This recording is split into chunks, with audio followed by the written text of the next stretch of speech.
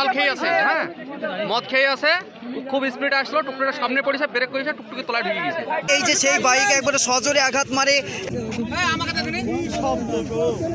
পুর থেকে গঙ্গাধারীর দিকে আসছিল একটা বাইক, আর সেই বাইকে ছিল এক তরুণ, আর সরাসরি আঘাত লাগে এবং সেই আঘাত লেগে দুর্ঘটনা ঘটে। আমরা সেই বাইকটা দেখাবো, যে বাইকটা একবার সরাসরি একটা তরুণ আসছিল।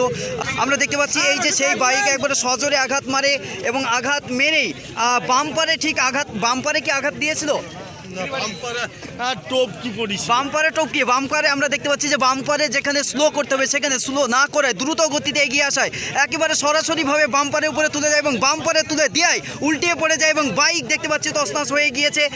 আমরা জানবো যে আসছিল জিতপুর থেকে একেবারে হরিয়ারপাড়ার দিকে, যেখানে গঙ্গাধারী ব্রিজের এখানেই একেবারে গরিবপুরে স্থান, কিন্তু গঙ্গাধারী ব্রিজের কাছাকাছি আমরা দেখতে পাচ্ছি বাইকের যে মাথার সামনের দিকটা ভেঙে টুকরো আলাদা হয়ে গিয়েছে এবং সামনের দিকটা আলাদা হয়ে গিয়েছে। আর তাকে কোথায় হসপিটালে নিয়ে যাওয়া হয়েছে?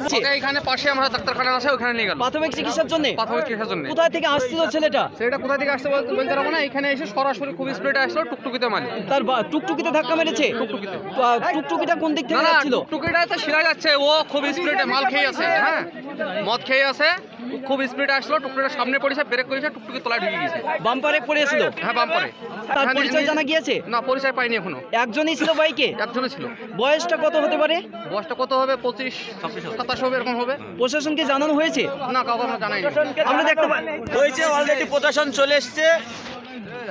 আমরা দেখতে পাচ্ছি যে প্রশাসনের পর দেখতে পাচ্ছি সেই বাইক দেখাচ্ছে এবং সেই জায়গাটি দেখাবো যে জায়গায় দুর্ঘটনা ঘটেছিল। আমরা যে দেখতে পাচ্ছি এই জল ছিল, এই জায়গায় পড়েছিল।